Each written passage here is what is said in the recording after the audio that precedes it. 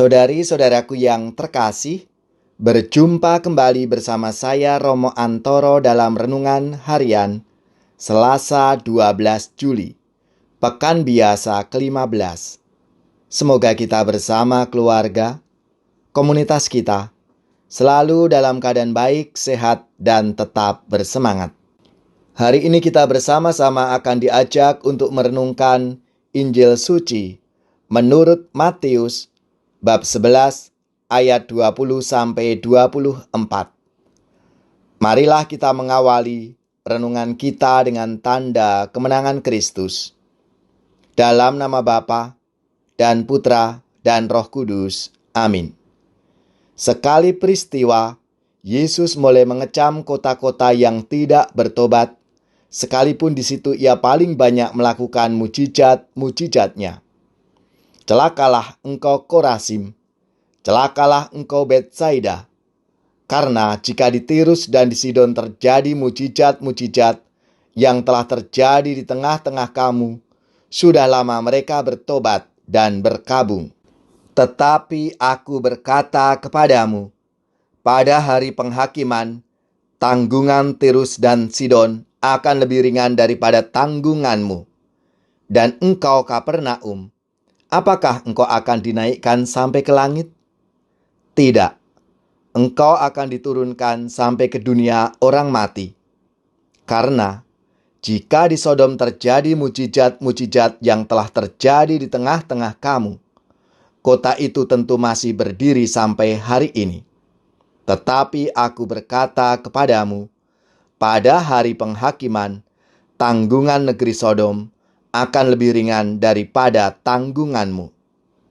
Demikianlah sabda Tuhan. Terpujilah Kristus. Saudari-saudaraku yang terkasih, ada beragam cara untuk mengingatkan dan membawa seseorang yang telah melakukan kesalahan untuk berbenah diri dan kembali ke jalan yang benar. Ada yang cukup diberitahu secara halus. Ada yang perlu diajak wawan hati secara personal. Ada juga yang perlu ditegur secara tegas dan butuh ditunjukkan kesalahannya. Ada pula yang sedemikian degil dan keras kepala sehingga agar sadar akan kesalahannya dan mau berubah dibutuhkan kecaman atau bahkan diancam dengan hukuman tertentu.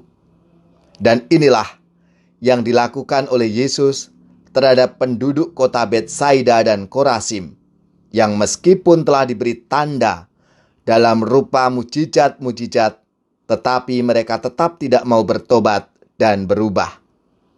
Kepada mereka, Yesus menggunakan kata-kata yang keras, yaitu ancaman akan hukuman, dengan harapan hal ini akan menjadi suatu shock terapi yang berguna bagi mereka.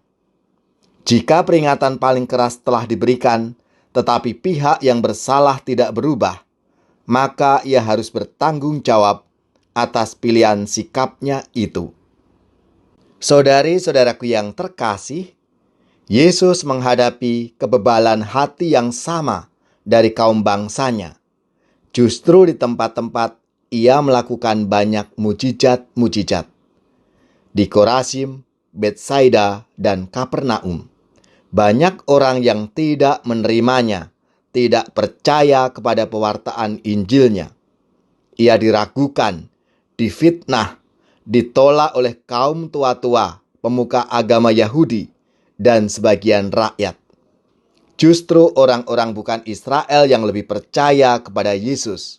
Misalnya perempuan Samaria, Sirofenisia, perwira Romawi, penderita kusta Samaria, dan lain sebagainya.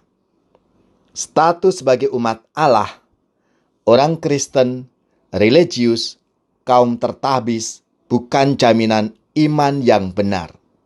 Percaya kepada Tuhan datang bukan dari status, melainkan dari tindakan beriman yang nyata, berani berpasrah, dan setia kepada Yesus.